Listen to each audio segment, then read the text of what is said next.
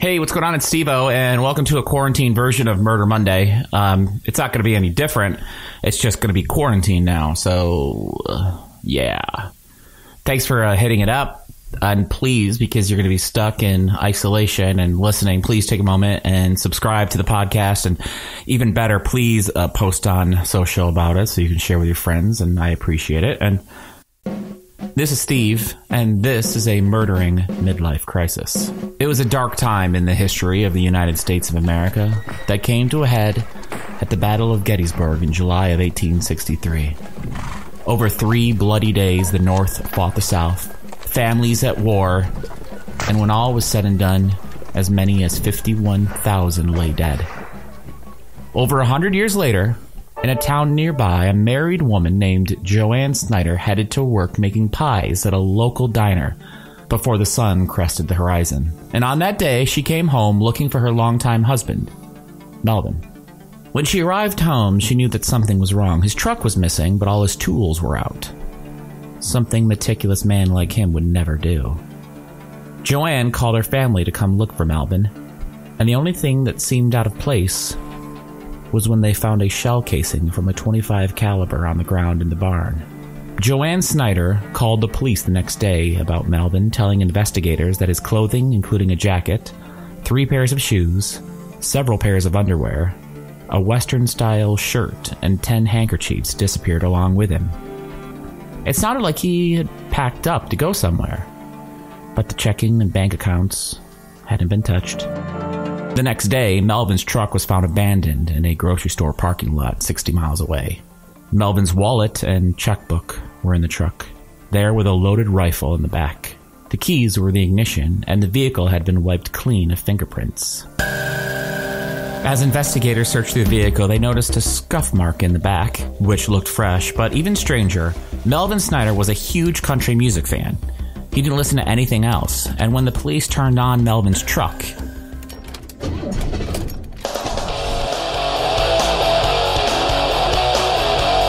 the vehicle was blaring rock music, something Melvin would have never listened to.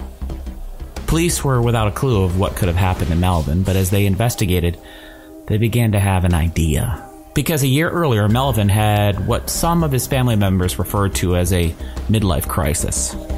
Melvin was big into square dancing, and a year earlier, he had started an affair with a woman named Teresa. They ended up leaving their spouses and running away to Montana. 2 or 3 weeks later, they decided to come home. Melvin returned to his wife, Joanne, who claimed to forgive him, while Teresa ended up divorcing her husband. Teresa's husband was a man named Ron Harshman, and during the investigation, it was revealed that before his wife had run away, he had crashed his car in Melvin's vehicle, even pulling a gun on him, heading in the direction of his home. Police asked if he wanted to press charges on that day, but realizing that he was in the wrong, Melvin never did. Police then began to review phone records, and they noticed that Joanne Snyder had talked to Ron Harshman a number of times in the days leading up to Melvin Snyder's disappearance. But without a body and a lack of concrete evidence, it was hard for police to make an arrest. They just didn't have what they needed. Well, that's until a hobbyist, known for finding relics from the Battle of Gettysburg, decided to step in and help. What that person found that heated the case back up, next on Murder Monday.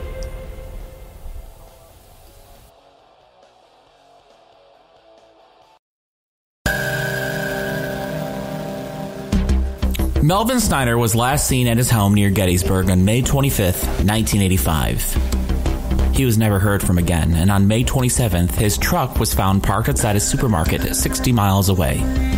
The truck's windows were down, Melvin's wallet and checkbook were in the truck, and there was even a loaded rifle in the back. The keys were in the ignition, and the vehicle had been wiped clean of fingerprints. When police turned it on, rock music was blaring. Melvin Snyder hated rock music.